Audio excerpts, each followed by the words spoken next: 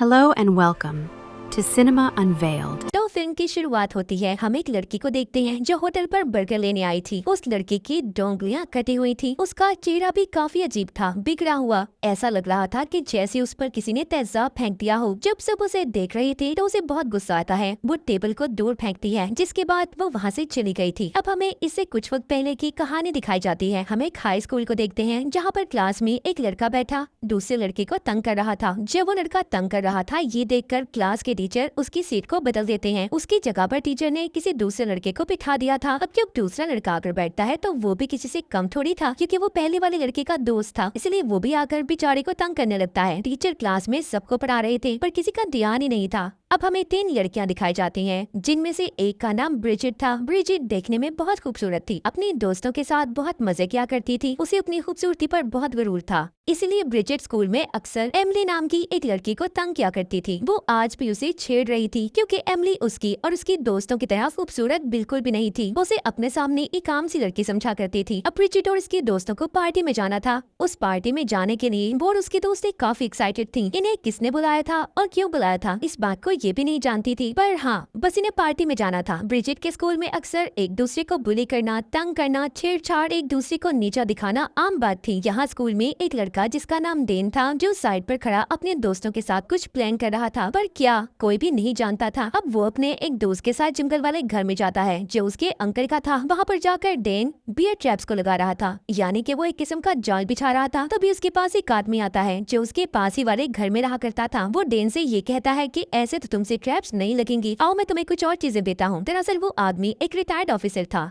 इसके बाद हमें स्कूल का सीन दिखाया जाता है। स्कूल में डेन और उसके दोस्त बैठे जो बात कर रहे थे, तो उन पर वही लड़के जो डेन और उसके दोस्तों को तंग किया करते थे दूध का पैकेट फेंक देते हैं। ये देखकर डेन का दोस्त जब बात करने जाता है तो तंग करने वाले लड़कों ने उसे भी बातें सुनाकर वहाँ से भेज दिया था। डेन और उसके दोस्त अपनी रोज रोज ऐसी बेइज्जती से तंग आ चुके थे, इसीलिए डेन ने यहाँ पर पार्टी का प्लान बनाया था, जिस पार्टी में ब्रिजिट और उसकी दोस्तें जाने की बात कर रही थी। जी हाँ, वो पार्टी डेन ने ही रखी थी, पर इस बारे में कोई भी नहीं जानता था। जो जंगल वाले घर में थी, ये एक सीक्रेट कॉस्ट्यूम पार्टी थी। मतलब जितने स्टूडेंट जिनको पार्टी में बुलाया गया था, उन्हें अलग अलग तरह के कपड़े पहनकर पार्टी में आना था। उधर एमिली अपने घर में रात को बैठी डायरी लिखती है, जिसमें वो ये लिख रही थी कि सब कुछ ठीक है, हालांकि उसके साथ कुछ भी ठीक नहीं था। अगले दिन डेन का दोस्त बाथरूम में कैमरे को ठीक कर रहा था, जो शायद उनके प्लान का हिस्सा था। तभी वहाँ पर वही 2 लड़के आ जाते हैं जो क्लास में अक्सर उसे तंग किया करते थे। वहाँ पर डेन भी आ गया था, जो वो लड़कों से अपने दोस्त को बचाने की कोशिश करता है, तो वो उसे भी पकड़कर बहुत मारते हैं। वो उनकी काफी बेइज्जती कर रहे थे और डेन और उसके दोस्त को ये भी कहते हैं कि तुम हमारा मिलकर भी कुछ नहीं बिगाड़ सकते। जब ये लड़के दोबारा डेन के दोस्त को कैंटीन पर तंग कर रहे थे, तो वहाँ पर कर्टस नाम का लड़का भी डेन के दोस्त के लिए कैंटीन में उन लड़कों से बहुत लड़ता है और उन्हें मारता भी है। कर्टस एक बहुत ही अच्छा इंसान था, उसने आज तक किसी को तंग नहीं किया था और ना ही कभी किसी के साथ कुछ बुरा। उधर डेन अपने घर में गन्स को चेक कर रहा था। वो अपने एक दोस्त के साथ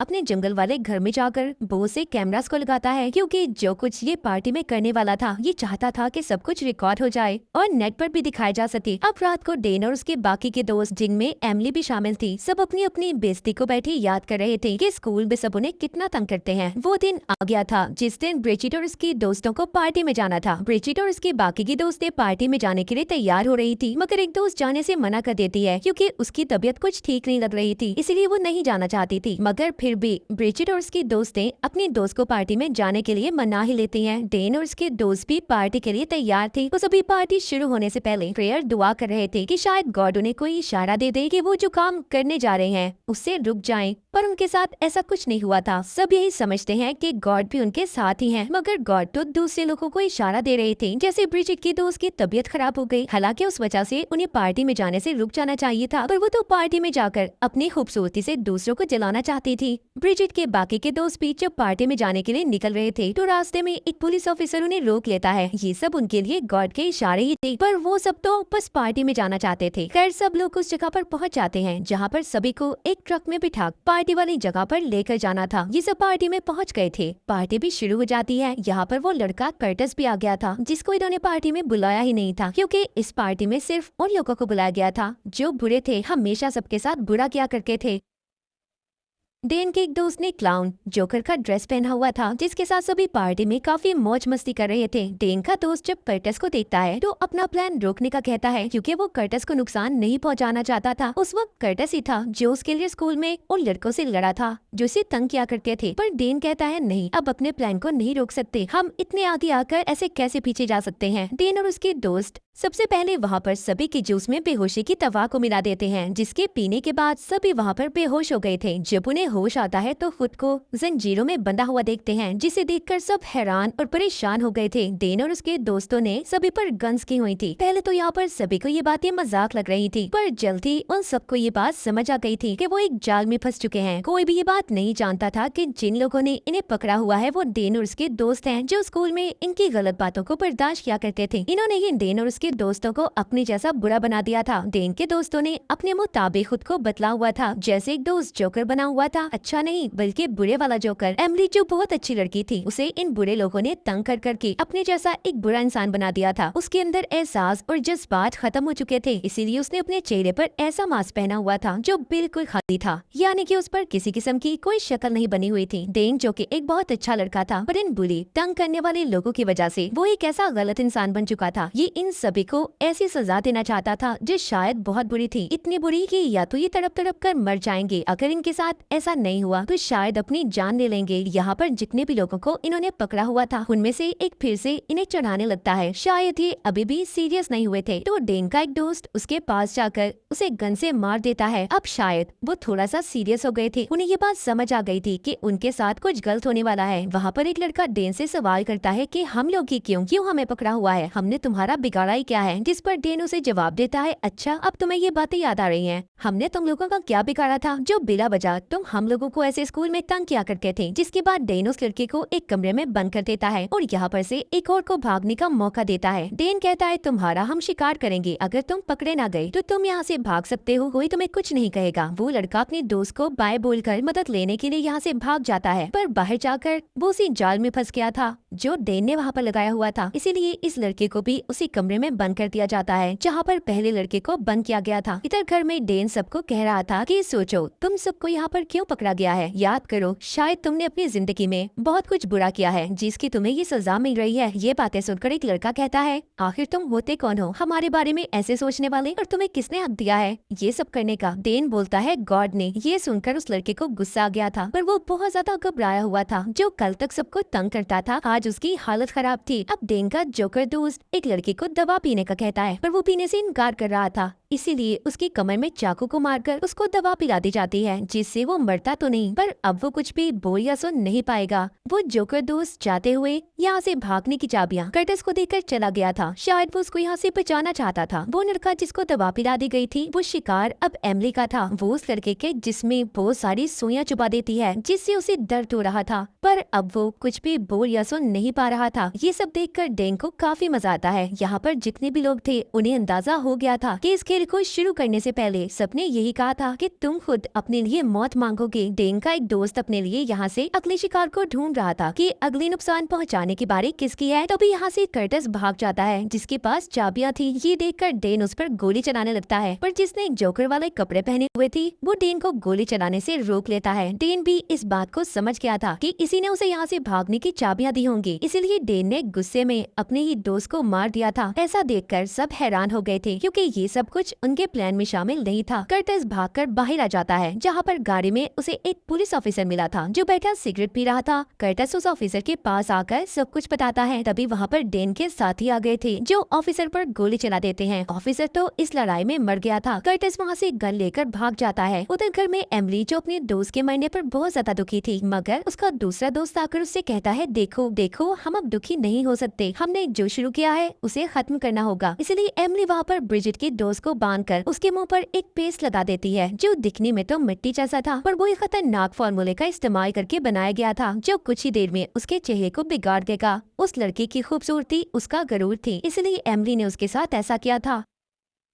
डेन सभी को ऑफिसर के बारे में बताता है कि उनकी मौत हो चुकी है, अब तुम्हें यहाँ पर कोई भी बचाने नहीं आएगा। तभी इधर एक लड़का बोलता है, तुम बुस्टिल काय हो जो इस मास्क के पीछे अपना चेहरा छुपाकर हम पर वार कर रहे हो। ये सुनकर डेन अपना मास्क हटा देता है। डेन को सब देखकर हैरान हो गए थे कि वो लड़का जिसको हमेशा ये तंग किया करते थे वो आज इतना बहादुर बन गया। डेन कहता है, ये सब बुराई तुम्हारी ही वजह से मेरे अंदर है, तुम लोगों ने हमें ऐसा बनाया है। मैं तो ऐसे ही अपनी जिंदगी गुजार रहा था, पर तुम लोगों को ये बात पसंद नहीं थी। उधर कर्टिस को दिखाया जाता है जो भागकर एक घर तक पहुंच गया था जहां पर वही आदमी रहा करता था जिसने ट्रैप्स जाल को लगाने में डेन की मदद की थी। वो कर्टिस पर गन कर लेता है क्योंकि ऐसी आधी रात को वो आदमी भी कर्टिस को देखकर डर गया था। कर्टिस उस आदमी को समझाने की बहुत कोशिश करता है पर वो तो कुछ समझने के लिए तैयार ही नहीं था। उल्टा वो कर्टिस को गन मारकर बेहोश कर देता है। उधर घर में वो लड़का जो पहले डेन को बातें सुना रहा था वो एमिली से अपनी जान की भीख मांगता है। उसका दोस्त ये देखकर कहता है, ऐसा मत करो, वो यही चाहते हैं कि हम उनके आगे झुक जाएं। अब एमिली की आवाज को भी ब्रिजिट ने पहचान लिया था। जब सब कुछ सामने आ जाता है तो सभी अपने मास्क को उतार देते हैं। ब्रिजिट कहती है, हमें नुकसान पहुंचाकर तुम्हें क्या मिलेगा। ये सुनकर एमिली कहती है, वो ही जो तुम्हें मिलता था, मैं तुम्हें एक शर्त पर यहाँ से जाने दूंगी, अगर तुम अपने दोस्त की डोंगियां काट दो। ब्रिजिट कहती है, नहीं, मैं ऐसे किसी को नुकसान नहीं पहुँचा सकती। हालांकि ये बरसों से